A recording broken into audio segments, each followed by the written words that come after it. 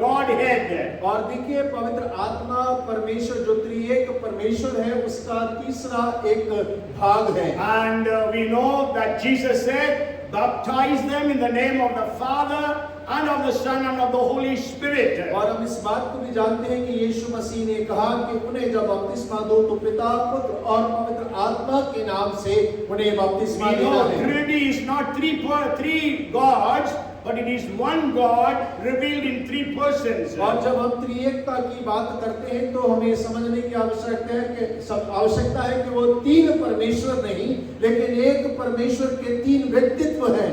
That's why Jesus did not say baptize them in the names of the Father and of the Son, but he says baptize them in the name, singular, name of the Father, Son and the Holy Spirit. और जब यीशु मसीह ने कहा कि उन्हें बपतिस्मा देना है तो उसने ये नहीं कहा उन्हें नामों से बपतिस्मा देना है, लेकिन उसने एक वचन का उपयोग करते हुए कहा कि उन्हें पिता पुत्र पवित्र आत्मा के नाम से बपतिस्मा देना है। Even in the apostolic benediction it says, the grace of our Lord Jesus Christ, the love of our heavenly Father, and the fellowship and the communion of the Holy Spirit be with you all.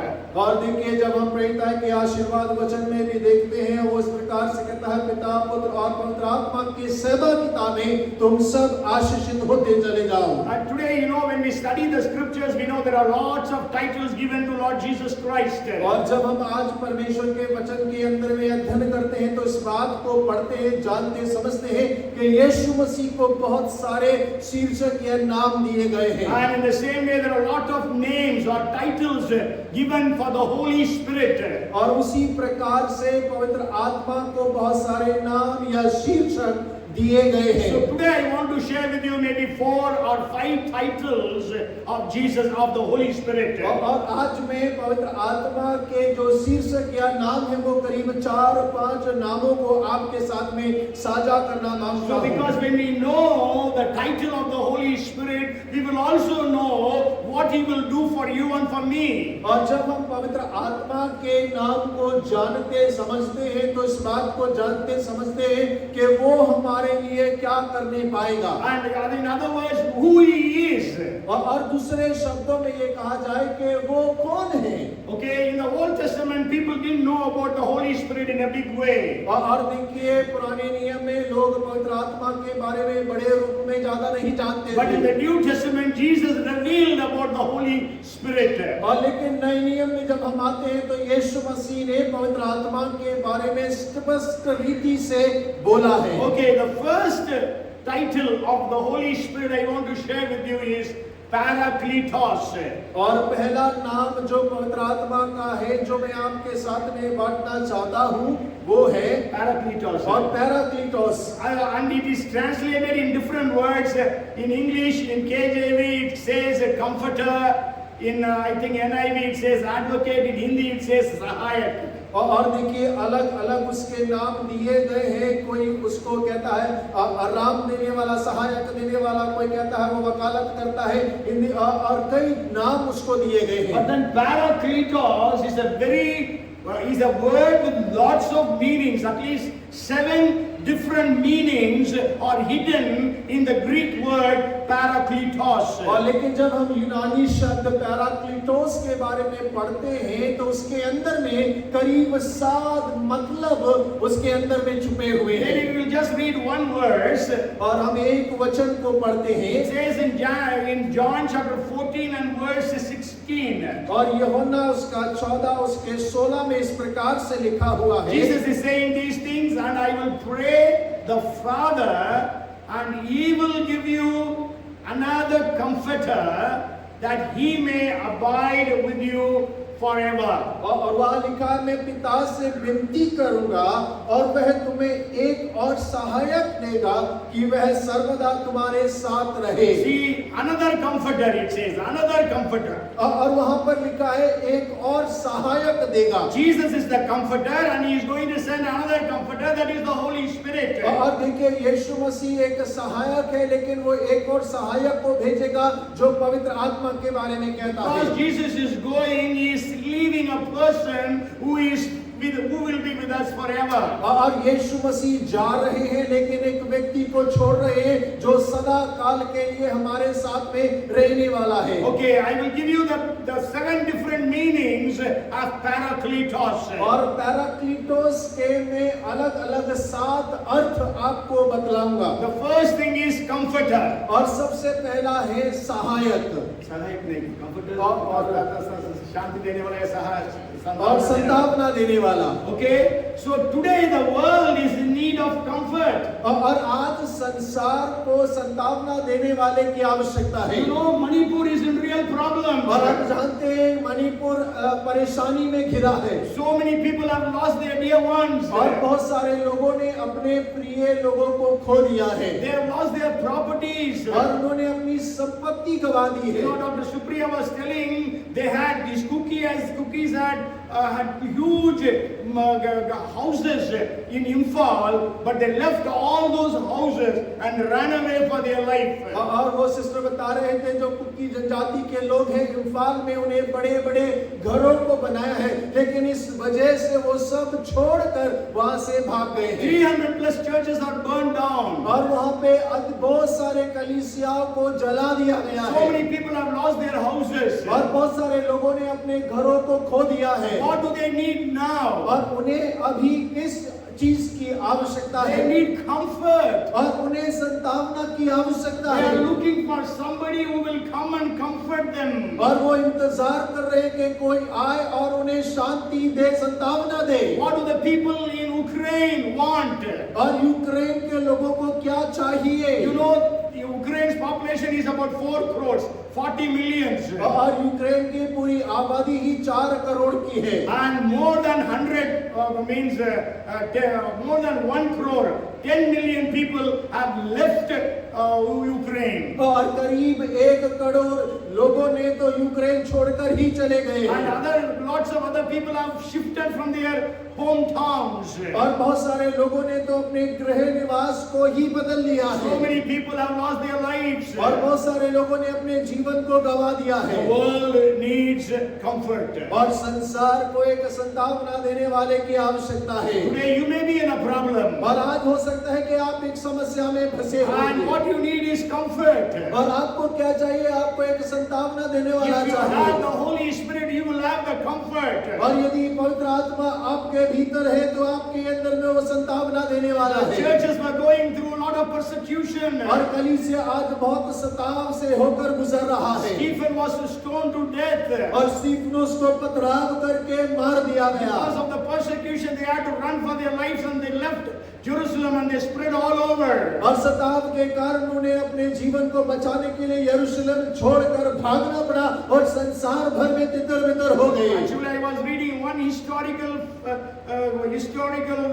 document and it said at the time of Stephen's martyrdom, more than 2,000 believers were martyred in the city of Jerusalem. और मैं एक ऐतिहासिक दस्तावेज को पढ़ रहा था जो इस प्रकार से कहता है कि जब स्तिफनुस को पथराव करके मार दिया गया, करीब उसके साथ में 2000 विश्वासियों को भी मार दिया गया So था। that's why Bible says in Acts chapter 9 and verse 31. और इसीलिए प्रेरित 9 उसके 31 में बाइबल इस प्रकार से कहता है। 9:31 says, then the churches throughout all Judea, Galilee and Samaria had peace and were edified and walking in the fear of the Lord and in the comfort of the Holy Spirit they were multiplied. और प्रेरित 9:31 में कहता है इस प्रकार सारे यहूदिया और गलील और समरिया में कलीसियाओं को चैन मिला और उनकी उन्नति होती गई और वह प्रभु के भय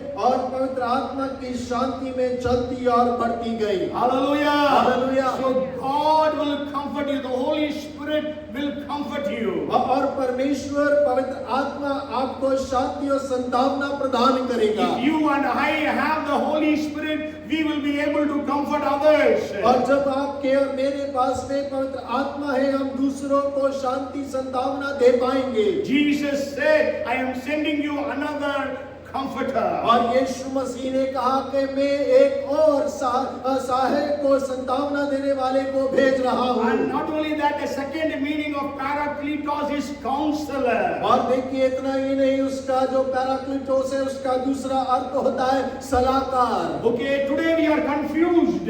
और आज हम बड़ी गड़बड़ी में पड़े हैं। We don't know what to do, what not to do. और हमें कई बार पता नहीं होता क्या करना है क्या नहीं करना है। But things are getting bad to worse. और जो चीजें हैं वो बद से बदतर हो रही है। Every day's newspaper is carrying so many bad news. और प्रतिदिन अखबार के अंदर में बहुत सारी बुरी खबरें ही आती You might हैं। have read in today's newspaper yesterday, a lady was killed by two. We don't know whether it was two men or two women or one man, one woman. It doesn't say because they were having burqas. In the middle of the day, they came and killed her. और देखिए आज के अखबार में है कि कल दिन में किसी ने, हम नहीं जानते वो स्त्री थे कि पुरुष थे क्योंकि लिखा नहीं है, लेकिन दो लोगों ने आकर उस एक महिला को मार दिया। Okay, so we are confused in such a situation. और हम लोग ऐसी प्रकार की परिस्थितियों में गड़बड़ी के अंदर में पड़े हुए हैं। Nations are in confusion. और राष्ट्र गड़बड़ी में पड़े हैं। So many unrest and demonstrations are taking place. और बहुत सारे अशांति में कार्य प्रदर्शन हो रहे हैं। And so many riots are taking place. और बहुत सारे दंगे हो रहे हैं। So we are in a confused state. और अभी हम एक ऐसी गलतफहमी की परिस्थिति के अंदर में फंसे हैं। Even traveling has become difficult. और अभी तो यात्रा करना भी मुश्किल हो गया है। All of a sudden trains are cancelled. और अचानक से ट्रेन निरस्त हो जाती All है। of a sudden flights are cancelled. और अचानक से फ्लाइट निरस्त हो So जाती we है। need a counselor who knows our future. और हमें एक सलाहकार की आवश्यकता है जो हमारे भविष्य को अच्छे से जानता है। Okay, we need a counselor who knows what is happening around the world. और एक सलाहकार की आवश्यकता है, वो जानता है कि संसार भर के अंदर में क्या घटना घट रही है। You know that counselor revealed unto the first century church there is going to be a famine in the 11th chapter of Acts. और देखिए प्रेरितों के काम उसके 11वें अध्याय में इस बात को देखते हैं कि उस सलाहकार ने प्रथम कलीसिया को इस बात को प्रकट कर दिया कि आने वाले समय में एक बड़ा अकाल होने वाला That है। counselor revealed to the people that the man whose belt is this, he will be bound and he will be arrested when he goes to Jerusalem. That was about Paul. The Holy Spirit said, the man whose belt is this, and he will be arrested when he goes to Jerusalem and he will be handed over. और उस सलाहकार ने इस बात को बताया कि ये पटुका जिस व्यक्ति का है उसको यरूशलेम में बांधा जाएगा और उसको गिरफ्तार कर लिया जाएगा। You know, in the 10th chapter of Acts, Peter had a vision.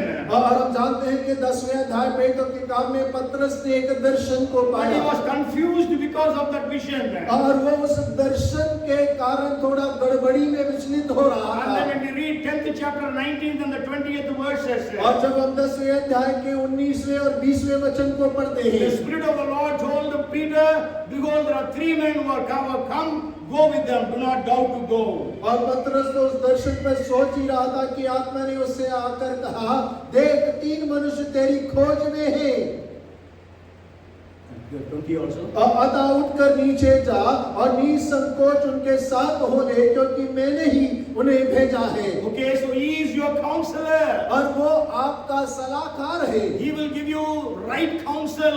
और वो आपको उत्तम सलाह को प्रदान करेगा। And then the third thing is, और तीसरा मतलब Parakletos means strengthener. और पैराक्लीटोस का मतलब होता है बल प्रदान करने वाला। Okay, we know the first century church was filled with the strength of God. और हम जानते हैं कि प्रथम कलीसिया परमेश्वर के बल से भरपूर हो गई। 1 Corinthians chapter 2 and verse 4 says, और पहला कुरिन्थी 2 अध्याय का 4 वचन कहता है, Paul says, my preaching and my speech were not with persuasive words of human wisdom, but in demonstration of the Spirit and of power. और मेरा वचन और मेरे प्रचार में ज्ञान की लुभाने वाली बातें नहीं, परंतु आत्मा और सामर्थ का प्रमाण है। Okay, so he will strengthen you. Maybe you are old, maybe you are weak emotionally. the Holy Spirit will strengthen you. और हो सकता है कि आप बुजुर्ग होंगे, हो सकता है आप कमजोर होंगे, भावनात्मक कमजोर होंगे,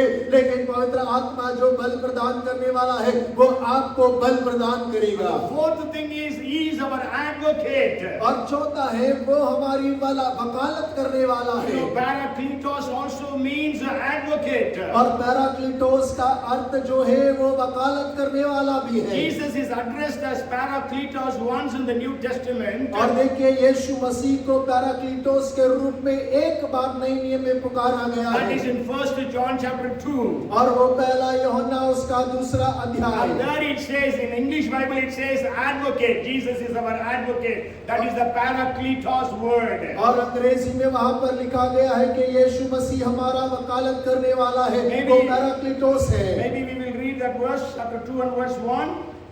Let's see what is it in English, Hindi. My little children, these things I write to you, so that you may not sin. And if anyone sins, we have an advocate with the Father, Jesus Christ the righteous.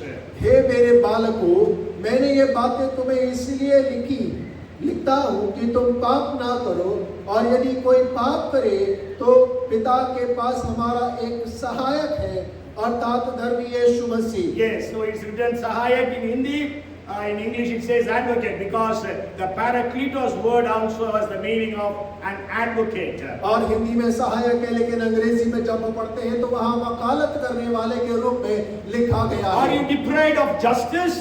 और क्या आपके साथ में ठीक से न्याय नहीं हुआ? So know the Holy Spirit. He will give you the right justice. और आप जान ले पवित्र आत्मा को, वो आपको सही न्याय देगा। We know in India there is no justice in so many places. और हम जानते हैं कि कई सारे स्थानों के अंदर में कोई न्याय नहीं होता।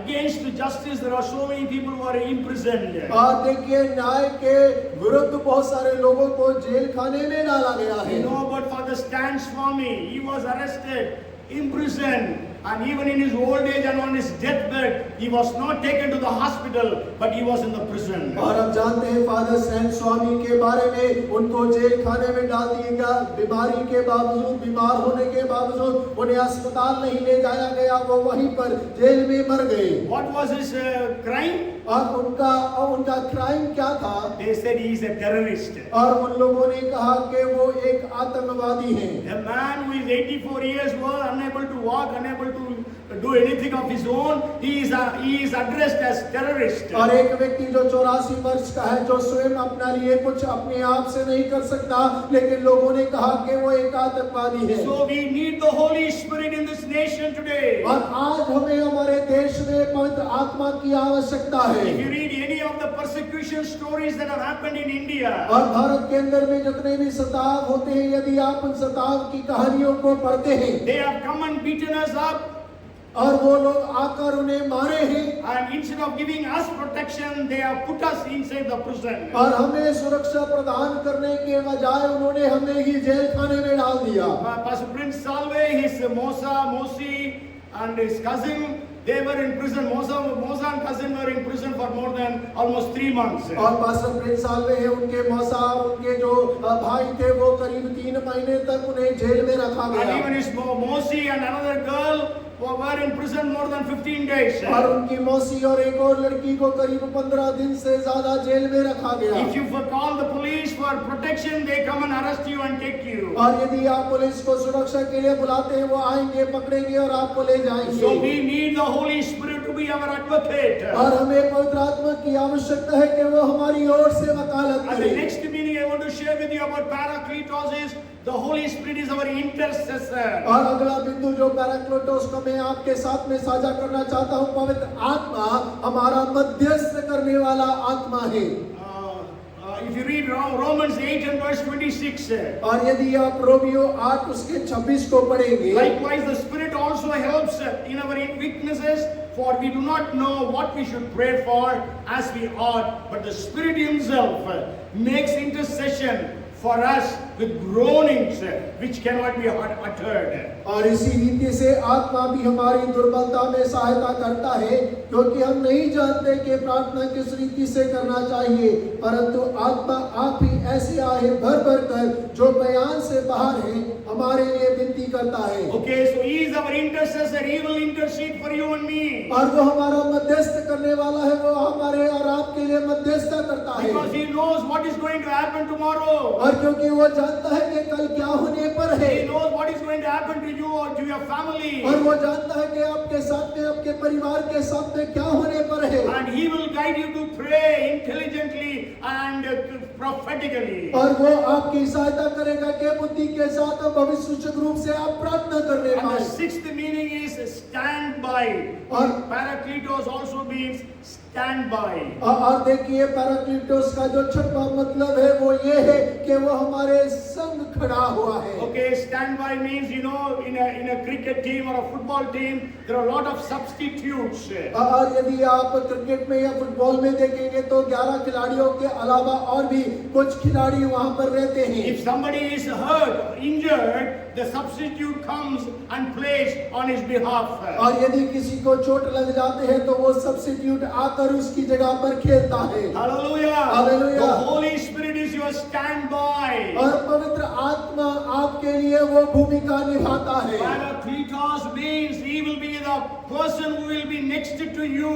और पैराक्लीटोस का मतलब है कि वो व्यक्ति बन जाएगा जो आपके साथ साथ खड़ा रहेगा। You know, in Acts chapter 8 and verse 39, और पेटों के काम उसके 8 उसके 39 में, you know, Philip and the Ethiopian minister went down into the waters for baptism. और जब फिलिप और वो इथियोपिया का खजांची पानी में उतरते हैं, And it says, now when they came up out of the water, the Spirit of the Lord caught Philip away, so that the eunuch saw him no more, and he went on his way rejoicing. और वहां लिखा जब वे जल से बाहर निकलकर ऊपर आए तो प्रभु का आत्मा फिलिपुस को उठा ले गया और खोजे ने उसे फिर न देखा और वह आनंद करता हुआ अपने मार्ग पर चला गया। Yes, the Spirit of the Lord took Philip away. और पवित्र आत्मा ने फिलिप को वहां से उठा लिया। Because he was a standby and took him away. We don't know why he took him away, but then the Bible says he took him away. और हम नहीं जानते कि पवित्र आत्मा क्यों उठा ले गया, लेकिन हम ये पढ़ते हैं कि पवित्र आत्मा वहां खड़ा था और उसे वहां उठा ले गया। So even if you are in an emergency, the Holy Spirit will be standing by your side. और जब आप किसी आपातकालीन परिस्थिति में होते हैं तो पवित्र आत्मा आपके साथ में वहां खड़ा है। And the seventh meaning is, और सातवां अर्थ जो है, that is what is in Hindi, helper. और वही जो हिंदी में लिखा है वो सहायक है। You know, Holy Spirit stoops down so low that he is your helper and my helper. और आप जानते हैं कि पवित्र आत्मा इतने नीचे हो गया कि वो आपका और मेरा सहायक बन गया। If you are having a garage, you are a mechanic. और यदि आप मैकेनिक का काम करते हैं और आपके पास में गैराज है, What you will have with you? और आपके पास में क्या होगा? You will have helpers. और आपके पास में सहायक You will होंगे। say, bring the spanner, you will bring the screwdriver, somebody brings it for you. और देखिए जब आप कहेंगे कि मुझे पाना लाके दे दो तो कोई एक सहायक होगा, मददगार होगा जो आपकी मदद करता You are है। a surgeon and you are operating. और यदि आप एक सैनिक है और आप कार्य कर रहे हैं, Surgeon. और आप सर्जन है और आप काम कर रहे हैं, And you are operating somebody. और यदि आप किसी का ऑपरेशन कर रहे हैं, Oh, you are cutting and then you will not go run and take some other tools. और आप अगर उसका ऑपरेशन कर रहे हैं तो बीच में काट कर औजार ढूंढने के लिए नहीं भागेंगे। So you will tell the helper, give me a scissor, give me this, give me that. और वो अपने सहायक से कहेगा कि मुझे ये दे दो, मुझे वो दे दो। There is a mason building construction. और यदि कोई मिस्त्री है और वो भवन को बना रहा है, And what does he say? He doesn't go and bring the brick or the cement. He tells the helper, bring. और वो जाकर ईंटों को और मसाले को नहीं लेकर आता है, लेकिन वो अपने सहायक मजदूर से कहता है। See, the Holy Spirit is such a great God, but he stoops down to such a level that he becomes your helper and my helper. और देखिए पवित्र आत्मा जो इतना महान परमेश्वर है, वो इतना नीचे झुक गया गया कि आपका और मेरा मददगार बन He will गया। help you when you are in need. और जब आप आवश्यकता में हैं तब वो आपकी मदद करेगा He will help you in your ministries. और वो आपकी सेवकाई में आपकी सहायता He will करेगा help you in your prayer life. और आपके प्रार्थना जीवन में वो आपकी सहायता करेगा He will help you when you read your Bible. और जब आप अपनी बाइबल को पढ़ते हैं तो वो आपकी सहायता करेगा He will help you to do whatever you need to do for the Lord. और परमेश्वर के लिए जो कुछ आपको करने की आवश्यकता है पवित्र आत्मा आपकी सहायता करेगा। So one of the titles of the Holy Spirit is Parakletos. और देखिए पवित्र आत्मा के कई नामों में से एक नाम है जिसको कहते हैं पैराक्लीटोस। And this Parakletos has got 7 different meanings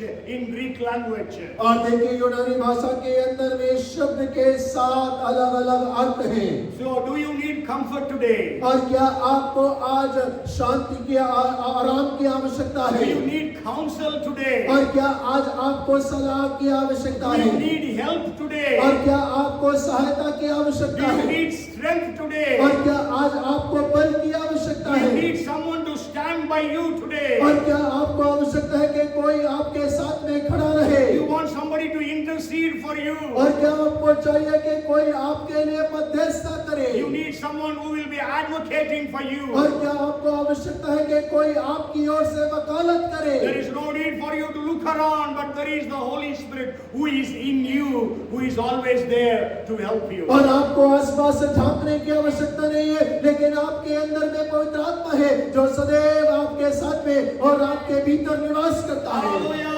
hallelujah! Hallelujah! Hallelujah! Let us all clap unto the Holy Spirit. और हम जोरदार What a आवाज great Holy में Spirit. बजाएं। So do you know this Holy Spirit as your comforter? और क्या आप इस पवित्र आत्मा को अपने सहायक के रूप में जानते हैं? When Paul went to the city of Ephesus, और जब पौल जो है इफिसुस शहर में जाते हैं he saw some of the disciples there. और उन्होंने वहां पर कुछ चेलों को देखा And then he asked them, और उनसे पूछा, have you received the Holy Spirit when you believed? और क्या तुमने जब विश्वास किया तो पवित्र आत्मा को पाया? They never knew about the Holy Spirit. और वो पवित्र आत्मा के बारे में तो जानते ही नहीं So थे। today maybe you do not know about the Holy Spirit. और हो सकता है कि आज आप पवित्र आत्मा के बारे में ना जानते हो। I want to encourage you today, know the Holy Spirit as your comforter. और मैं आज आपको उत्साहित करना चाहता हूँ कि आप पवित्र आत्मा को अपने सहायक के रूप में जान ले। Okay, he is the one of the 3 persons of the Godhead. और वो परमेश्वर के 3 व्यक्तित्व में से एक है। And then the second title I want to bring to your notice. और दूसरा पवित्र आत्मा का नाम जो मैं आपके ध्यान में लेकर आना मांगता If हूँ। you read John chapter 16 and verse 13, और यदि आप यूहन्ना 16 उसका 13 को पढ़ेंगे, it says, however, when he, the Spirit of truth, has come, he will guide you into all truth, for he will not speak on his own authority, but whatever he hears, he will speak, and he will tell you the things to come. परंतु जब वह अर्थात सत्य का आत्मा आएगा तो तुम्हें सब सत्य का मार्ग बताएगा, क्योंकि वह अपनी ओर से ना कहेगा, परंतु जो कुछ सुनेगा वही कहेगा और आने वाली बातें तुम्हें बतलाएगा। So let us all say Parakletos. और हम सब कहें पैराक्लीटोस। You all know Greek. Hallelujah.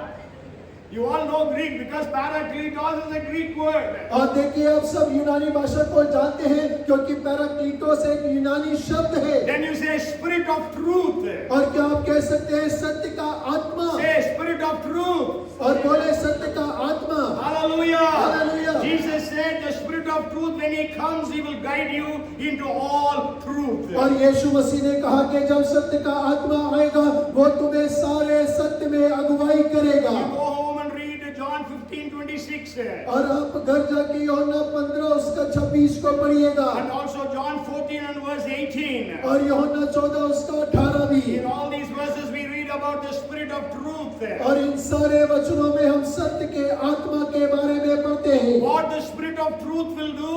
और सत्य का आत्मा क्या करेगा? He will guide us into all truth. और वो सारे सत्य में हमारी अगुवाई करेगा। Okay, he will guide you. Today the world is in lies. और वो अगुवाई करेगा क्योंकि आज संसार सारे झूठ में पड़ा है। You know, there was one man by name Joseph Goebbels, और एक व्यक्ति था जिसका नाम था Joseph goggles, and he was Hitler's propaganda minister. और वो हिटलर के प्रोपागेंडा का एक मंत्री था। And he said a very famous statement. और उन्होंने एक बड़ा प्रसिद्ध वाक्य कहा। Anybody knows that? क्या कोई जानता है? Okay, if you repeat a lie often enough, it becomes truth. और उन्होंने इस प्रकार कहा कि आप एक झूठ को बार बार दोहराते हैं तो वो अपने आप एक सत्य बन जाता है। Today, most of the politicians adopt this principle. और देखिए आज बहुत सारे राजनेताओं ने इस बात को पकड़ लिया है। They are saying lies after lies after lies. Everywhere they go, they lie. और देखिए वो झूठ के ऊपर झूठ, जहां जाते हैं वो झूठ पर झूठ बोलते हैं। People believe that is the truth. और लोग विश्वास कर लेते हैं कि यही सत्य है। But the Holy Spirit, when He comes, और लेकिन जब पवित्र आत्मा आता है, He will lead us into all truth. और वो हमें सारे सत्य में अगुवाई करेगा। Jesus said in John 8 and verse 44. और यीशु ने यूहन्ना 8 उसके 44 में कहा, Jesus said, "You are of your father, the devil, and the desires of your father you want to do. He was a murderer from the beginning and does not stand in the truth because there is no truth in him. When he speaks a lie, he speaks from his own resources, for he is a liar and the father of lies." और तुम अपने पिता शैतान से हो और अपने पिता की लालसाओं को पूरा करते चाहते हो। वह तो आरंभ से हत्यारा है और सत्य पे स्थिर ना रहा, क्योंकि सत्य उसमें है ही नहीं। जब वह झूठ बोलता तो अपने स्वभाव से ही बोलता है, क्योंकि वह झूठा है, परंतु झूठ का पिता है। And we know Satan has spread thousands and thousands of lies around the world. और हम जानते हैं कि शैतान ने संसार के अंदर में हजारों हजारों झूठों को फैला दिया है। Because he is the liar and the father of lies. और क्योंकि वो झूठा है और झूठ का पिता है, And the people believe them to be true. और लोग उस बात पर विश्वास कर लेते हैं कि जैसे वो सत्य है। You know, it is one of the most powerful devices of Satan in the world. और आप जानते हैं कि संसार के अंदर में शैतान का यह सबसे सामर्थ्य उपकरण है। And we know our land is full of lies of Satan. और हम जानते हैं कि हमारी भूमि जो है शैतान के झूठ से भरी हुई है। But then the Holy Spirit, when He comes, He will reveal unto us the truth, guide us into all truth. और हम जानते हैं कि जब पवित्र आत्मा आएगा तो वो सत्य में हमारी अगुवाई करेगा और सारे सत्य को हम पर प्रकट करेगा। If you read in the book of John chapter 18 verses 37 to 38. और यदि आप यूहन्ना उसके 18 उसके 37 से 38 तक पढ़ते हैं, You know, Pilate asked Jesus, "Are you the king?" और वहाँ पे पिलातुस ने यीशु से पूछा, क्या तू राजा है? Jesus said, "I am the king as you say." और यीशु ने कहा, जैसा तूने कहा मैं राजा हूँ, And for this cause I was born, and for this cause I came to this world. और इसीलिए जन्म लिया है और संसार में आया हूँ। And He said, "Everyone who is of the truth hears my voice." और वो कहता है, जो कोई सत्य का है वह मेरा शब्द सुनता है। Pilate asked, "What is the truth?" और पिलातुस ने पूछा, सत्य क्या है? But Pilate did not stay to hear the answer from Jesus. और लेकिन पिलातुस जो है वहां पर उसके उत्तर को सुनने के लिए रुका नहीं। As soon as Jesus said, as soon as he asked what is the truth, he left Jesus and went to the people. और जैसे उसने यीशु से पूछा सत्य क्या है, उसने यीशु को छोड़ा और वहां से निकल लिया। So the Holy Spirit will guide us into all truth. पवित्र आत्मा हमें सारे सत्य में अगुवाई करेगा। You know, the Bible was written by the apostles because of the revelations that the Holy Spirit gave them. और हम जानते हैं कि बाइबल जो है प्रेरितों के द्वारा लिखा गया, उन प्रकाशनों के द्वारा जो पवित्र आत्मा ने उन्हें दिया। Maybe we can read that verse from the book of 2 Peter chapter 1 verses 21 and 22. और आइए हम उस वचन को पढ़ सकते हैं, दूसरा पत्रस उसका दूसरा अध्याय 2 Peter chapter 1 verses 20 and 21. और दूसरा पत्रस पहला अध्याय उसका 21 और 22। 20 or 21. Knowing this first, that no prophecy of scripture is of any private interpretation, for prophecy never came by the will of man, but holy men of God spoke as they were moved by the Holy Spirit. 2 Peter chapter 1 verses 20 and 21. और दूसरा पत्र दूसरा अध्याय उसका 20 और पहला अध्याय उसका 20 और 21। वहाँ लिखा यह पहले यह जान लो कि पवित्र शास्त्र की कोई भी भविष्यवाणी किसी के अपने ही विचारधारा के आधार पर पूर्ण नहीं होती, क्योंकि कोई भी भविष्यवाणी मनुष्य की इच्छा से कभी नहीं हुई, पर भक्त जन पवित्र आत्मा के द्वारा उभारे जाकर परमेश्वर की ओर से बोलते थे। So when you pray and read the scriptures, the Holy Spirit will reveal the truth. और जब आप प्रार्थना करके परमेश्वर के वचन को पढ़ते हैं, पवित्र आत्मा सत्य को प्रकट करता है। You know, the Holy Spirit revealed the truth to Paul. और आप जानते हैं पवित्र आत्मा ने पौलुस को सत्य को प्रकट किया। And also Paul again and again says, the mystery has been revealed to me. This mystery has been revealed to me. और पौल बार-बार इस बात को कहता है कि यह रहस्य मेरे लिए प्रकट किया गया, यह रहस्य मेरे लिए प्रकट किया गया। Maybe I will just give you the references. You can go home and read for yourself. और मैं आपको वचन बतलाता हूँ, आप घर जाकर उसको अपने लिए पढ़िएगा। Romans 11:25. और रोमियो 11 उसका 25। Romans 16:25. और रोमियो 16 उसका 25। Ephesians chapter 3 verse 3. और इफिसियों 3:3 में। Ephesians 3 and verse 4. और इफिसियों तीसरा अध्याय उसका 4था वचन। And Ephesians chapter 3 verse 9. और तीसरा अध्याय उसका 9वां वचन। And 6th chapter 19th verse. और उसका छठा अध्याय उसका 19वां पद। Colossians 1:26. और कोलोसियों 1 उसका 26। And also 4th chapter and 3rd verse. और चौथा अध्याय उसका तीसरा वचन। And also Paul says, I received from the Lord. और पौल ये भी कहता है कि मैंने परमेश्वर से प्राप्त किया। You may know the Lord's Supper, the communion, the things that were written were not written by any of the apostles who were there in the Last Supper. और देखिए प्रभु भोज के बारे में जो लिखा गया है वो उन प्रेरितों के द्वारा जो प्रभु भोज में शामिल थे उनमें से किसी के द्वारा नहीं लिखा गया। Matthew was there. और मत्ती वहाँ था। John was there. और यूहन्ना वहाँ था। Peter was there. और पतरस वहाँ था। But none of them wrote. लेकिन किसी ने नहीं लिखा। Paul was not there. और पौलुस वहाँ मौजूद नहीं था। But he wrote. और लेकिन उसने लिखा है। And he says in 11:23 of 1 Corinthians, we read it also. और देखिए पहला कुरिन्थियों 11 उसके 25 से आगे हम पढ़ते हैं। Okay, the 23rd verse he says, I received from the Lord. और 23 में कहता है कि मैंने परमेश्वर से प्राप्त किया And है। also chapter 15 and verse 3. और उसके 15 उसके तीसरे वचन में भी। And also Galatians 1:12. और गलाती 1 उसके 12 में भी। In all these verses we read about the Holy Spirit guiding us into all truth. और हम इन सारे वचनों में पढ़ते हैं कि पवित्र आत्मा उसे सारे सत्य में अगुवाई कर रहा है। Even today there are a lot of false doctrines that are being preached in the churches. और आज के दिनों में कलीसिया के अंदर में बहुत सारे झूठे सिद्धांतों का प्रचार हो रहा है। Even on the YouTube we hear so many false doctrines that are being preached. और YouTube के अंदर में भी हम इस बात को सुनते और देखते हैं कि बहुत सारे गलत सिद्धांत और शिक्षाओं का प्रचार हो रहा So है। we need the spirit of truth to know the truth of God's word. और हमें तो परमेश्वर की सत्य की आत्मा की आवश्यकता है ताकि परमेश्वर के सत्य को हम जान सके और समझ सके। We do know Jesus said, I am the way, the truth and the life. और यीशु मसीह ने कहा मार्ग सत्य और जीवन में ही हूँ। So to know Jesus well we need to have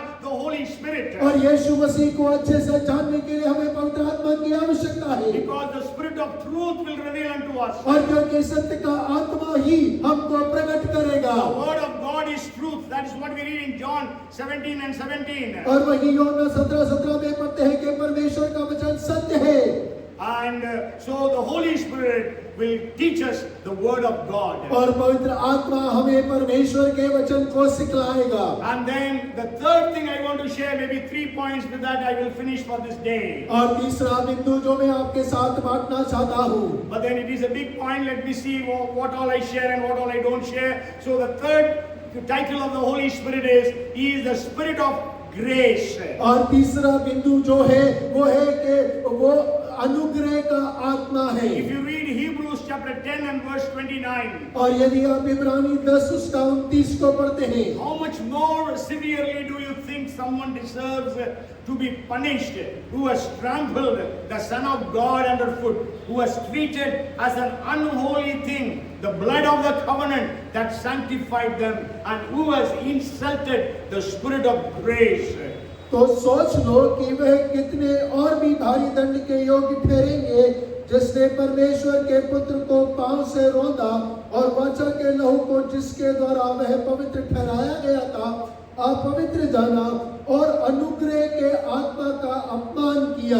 Okay, so sure it is speaking about punishment to come upon the people. और हाँ, वो लोगों के ऊपर में जो दंड आने वाला है उसके बारे में बात कर रहा है। Because they are disgracing or they are insulting the Spirit of grace. और क्योंकि वो अनुग्रह के आत्मा का अपमान कर रहे They हैं have treated the blood of Jesus as unholy. और उन्होंने यीशु मसीह के लहू को अपवित्र करके जाना है And they have trampled the Son of God. और उन्होंने पुत्र को पांव से रोना है। But then the title given for the Holy Spirit is the Spirit of grace. और लेकिन यहाँ पवित्र आत्मा को जो नाम दिया गया है वो अनुग्रह का आत्मा है। You go home and read from the book of Luke chapter 9 verses 50 onwards. और आप घर जाकर लूका 9 उसके 50 के आगे पढ़िएगा। But then here we read about Jesus and his disciples were traveling. और हम वहाँ पढ़ते हैं कि यीशु मसीह अपने चेलों के साथ में जब यात्रा कर रहा था, But one village in Samaria did not accept Jesus.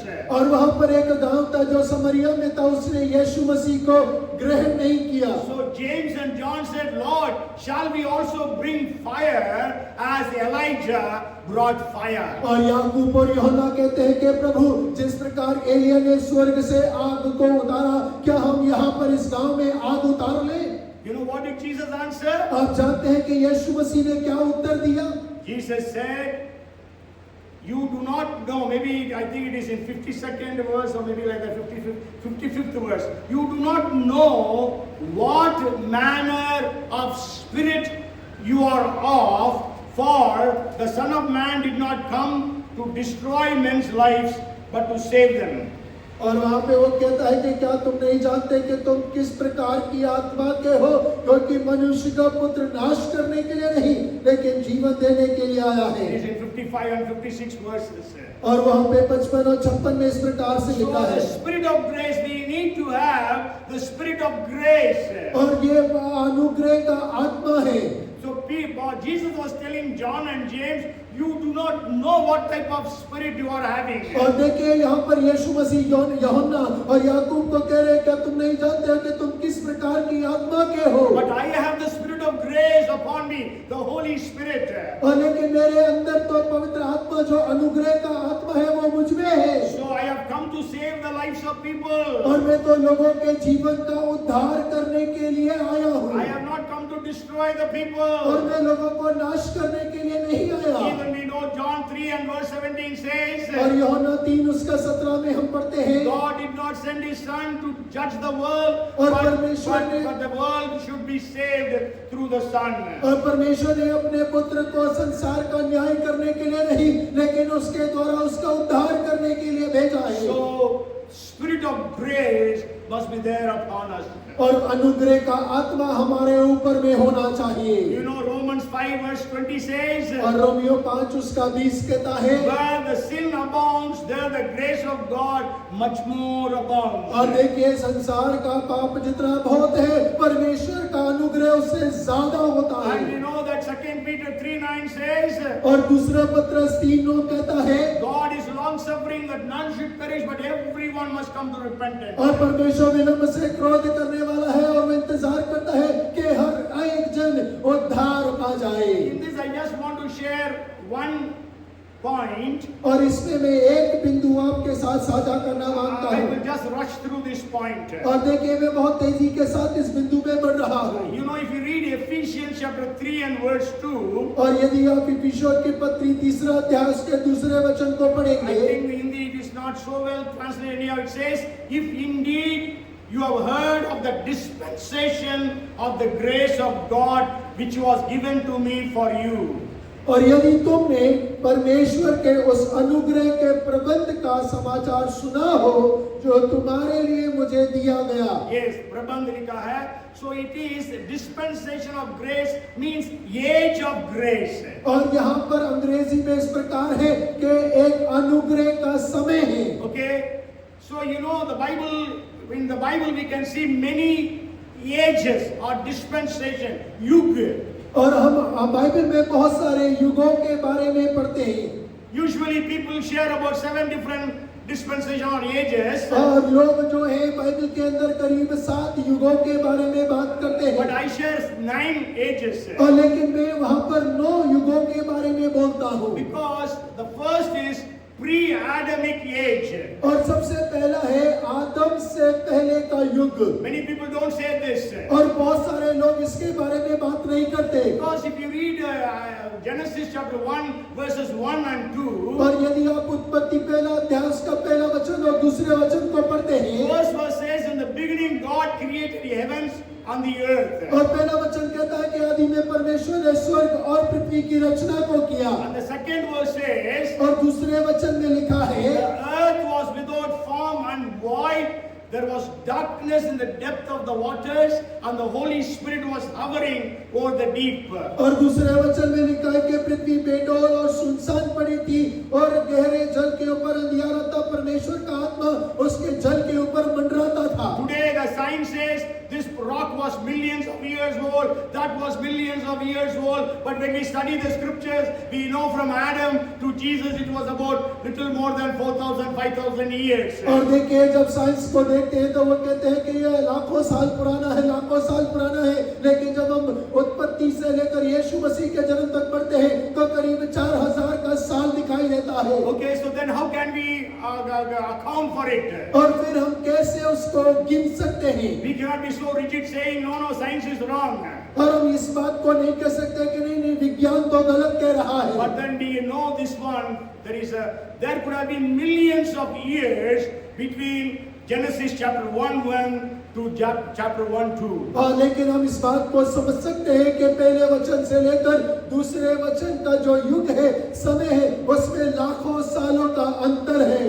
Because whenever God created something, if you read the first chapter after 3rd verse, every time he says it was good, it was good, it was good, at the end he says it was very good. और देखिए अगर हम तीसरे वचन से आगे बढ़ते हैं तो हर एक सृष्टि के बाद में परमेश्वर ने कहा ये अच्छा है, ये अच्छा है, और अंत में कहता है ये बहुत अच्छा है। And if God who creates everything good, how would he have created the earth without form and void? और यदि परमेश्वर जो हर एक बनी वस्तु को बनाने वाला है तो वो फिर संसार को, पृथ्वी को बेडौल और सुनसान कैसे बना सकता है? Bible scholars say the Hebrew word that has come is haya, which means became. The earth became without form and void. और देखिए इब्रानी भाषा के लेके इस प्रकार से कहते हैं कि वहाँ पर एक हिब्रू शब्द जो हाया है वो आता है। इसका अर्थ है कि पृथ्वी उस प्रकार से बन गई। Because of the fallen angels, means Lucifer and the angels, they destroyed the earth, or they made the earth without form and void. और उन स्वर्गदूतों के वजह से जो गिरा दिए गए लूसीफर और उसकी सेना के द्वारा, उन्होंने इस पृथ्वी को खराब कर दिया, बेडौल बना दिया। So from verse 3 onwards, और तीसरे वचन से what we read is, we can say it is a recreation story. और हम क्या पढ़ते हैं उस प्रकार से कहते हैं कि पुनर्सृष्टि की कहानी है। So that first chapter, first verse and second verse, we call it as gap theory, gap theory. और जो पहला वचन है और दूसरा वचन है हम वहाँ पे कहते हैं कि अंतराल की पद्धति है वो। Okay, so the second age is the age of innocence. और दूसरा है कि वहाँ पे अनजानपन का समय है। Innocence is masoom. और मासूमियत और भोलेपन का समय है। Because if a child is born, the child is naked. और देखिए जब बच्चा पैदा होता है तो वो नग्न होता है। Maybe even till 1 year or 2 years, he may not know he is naked. और देखिए 1 साल या 2 साल तक उसे समझ में नहीं आता कि वो नंगा है या नहीं है। Adam and Eve did not know that they were naked. और आदम और हव्वा को नहीं पता था कि वो नंगे हैं। Sure, they were covered by the glory of God. और हाँ, वो परमेश्वर की महिमा से ढके हुए And that थे। age is called as the age of innocence. और वो जो उम्र है, जो युग है, उसे हम भोलेपन का युग कहते हैं। And then the next year, that is still the fall of Adam and Eve. और वो आदम और हव्वा के पाप में गिरने के समय तक रहा। And from the fall of Adam to the Noah's flood, it is called the age of conscience. और देखिए आदम के पाप में गिरने के बाद से नोआ तक में जो युग कहलाता है वो विवेक का युग कहलाता है। Because there was no scriptures given that time. और क्योंकि उन दिनों में कोई वचन नहीं दिया गया। And whatever they did according to their conscience. और जो कुछ लोगों ने किया उन्होंने अपने विवेक के द्वारा किया। And then from the from the flood to the Tower of Babel, it is called as the age or the dispensation of human government. और देखिए उस बाढ़ से लेकर बाबेल की मीनार तक का युग जो है वो मानवीय हुकूमत का युग कहलाता है। Because that time God said that if blood for blood, life for life, that was the authority that God gave to the human being. और देखिए परमेश्वर ने मानव को यह अधिकार दिया कि लहू के लिए लहू और जीवन के लिए जीवन। Okay, after Babel means from the call of Abraham to Mount Sinai, it is called as the age of patriarchs or the age of promises. और देखिए अब्राहम से लेकर सिनाई पर्वत तक का जो युग है उसे वायदे का युग कहते हैं। And also patriarchs. और पैट्रियर्क्स भी कहते हैं। Okay, because it was Abraham, Isaac, Jacob, Joseph, all these people, so they were in authority during those days. क्योंकि उस युग के अंदर में अब्राहम के बारे में, इसहाक के बारे में, याकूब के बारे में, इन सब के बारे में हम देखते हैं। And then comes the age of the law. और उसके बाद में एक युग आता है जिसे व्यवस्था का युग कहा जाता है। That is from Mount Sinai to Mount Calvary. और वो जो है सीनै पर्वत से लेकर कलवरी पर्वत तक। Because we have to understand that Jesus was a Jew and he was under the old covenant. और आपको समझने की आवश्यकता है यीशु मसीह यहूदी था और वो पुरानी व्यवस्था के अधीन था। So we can say the Gospels were during the time of the law. और वो सुसमाचार जो है वो व्यवस्था के युग के समय में आया। So that's why Jesus was circumcised, Jesus was dedicated, Jesus was following the rules and regulations of the Jewish culture. और यही वजह था यीशु मसीह का खतना किया गया, यीशु मसीह का समर्पण किया गया और यीशु मसीह ने यहूदी परंपरा का पालन किया। And from Pentecost to Mount Calvary, we can say, or Pentecost to the rapture, that is called the age of grace.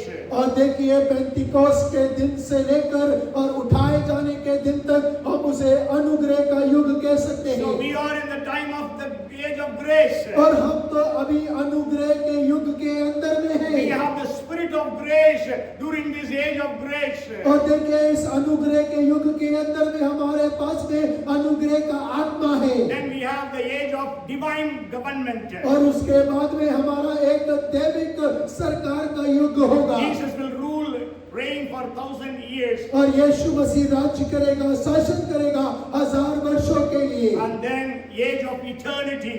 और उसके बाद में अनंतता का युग होगा। After 1,000 years reign, God will destroy the heaven and the earth. New heaven and a new earth will be created, and we will be there, and that is the time of eternity. और 1000 साल के बाद में यीशु मसीह स्वर्ग और पृथ्वी का नाश करेगा, एक नया स्वर्ग और पृथ्वी होगा और मसीह परमेश्वर सदा के लिए राज्य करेगा। Today I want to share with you that we have the Holy Spirit, who is our Parakletos. और आज मैं आपसे कहना मांगता हूँ कि आज हमारे पास में पवित्र आत्मा है जो हमारा पैराक्लीटोस है। Do you have this Parakletos in your life? और क्या आपके जीवन में ये पैराक्लीटोस मौजूद है? Jesus said, if you being evil know how to give good gifts unto your children, how much more the Heavenly Father will give the Holy Spirit unto those who ask of Him. और यीशु मसीह ने कहा तुम बुरे होकर अपने बच्चों को भली वस्तुएं जानते हो, देना जानते हो, तो तुम्हारा स्वर्गीय पिता मांगने वालों को पवित्र आत्मा क्यों ना देगा?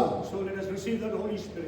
और हो कि हम उस पवित्र आत्मा को प्राप्त Let करें, us have the Spirit of the truth who will lead us into all truth of the scriptures. और हो कि हम उस सत्य के आत्मा को प्राप्त करें जो सारे वचन के सत्य में हमारी अगुवाई करे, Let us also receive the Spirit of grace. और हो कि हम उस अनुग्रह के आत्मा को भी प्राप्त करें, During this age of grace, let us have the Spirit of grace. और इस अनुग्रह के युग के अंदर में हम अनुग्रह का आत्मा प्राप्त करें। Come, let us pray. आइए हम प्रार्थना Father, करें। we are so grateful to you for this day. और पिता आज के दिन के लिए हम बहुत धन्यवादी हैं, Thank you for having blessed us this way. और परमेश्वर धन्यवाद कि आपने इस दिन को आशीषित किया Time है, of worship और आराधना के समय को, and the time of the Lord's table और प्रभु की मेज को, and the word. और परमेश्वर आपके वचन को भी, Let us have the Holy Spirit. और होने दे पवित्र आत्मा हमारे को मिलने पाए, Comfort those who are in Manipur and Ukraine. और परमेश्वर यूक्रेन मणिपुर के लोगों को आप संतावना दे, Counsel those who are confused today. और परमेश्वर जो आज गड़बड़ी में पड़े हैं आप उनको सलाह दे, Help those who are in need of help. और जो आज मदद की आवश्यकता में है उन्हें मदद करें, Intercede for those who need intercession. और परमेश्वर जिन्हें मध्यस्थता की आवश्यकता है उनके लिए मध्यस्थता Bring करें, about justice for those who are in who don't have justice. और परमेश्वर जो अन्याय में पड़े हैं आप उनके लिए न्याय खड़ा करें, Lord, fill us with the spirit of truth. और परमेश्वर अपने सत्य की आत्मा से हमें भरे, And Lord, we pray that you will fill us with the spirit of grace. और परमेश्वर हम प्रार्थना करते हैं कि आप अनुग्रह की आत्मा से हमें We भरेंगे। are thankful and grateful to you. परमेश्वर हम आपके धन्यवादी और बहुत धन्यवादी हैं। Let every one of us be blessed today. परमेश्वर हम में से हर एक जन आज आशीषित होने पाए, In Jesus' name we pray. और यीशु मसीह के नाम से मांगते हैं, Everyone said, और सब मिलके कहें Amen. आमीन। Amen. Amen. The Lord bless you and keep you. The Lord make his face shine upon you and be gracious unto you. The Lord turn his face toward you and give you peace and shalom. In Jesus' name forever. Amen and amen. Hallelujah. Bolo Prabhu Yeshu Masih ki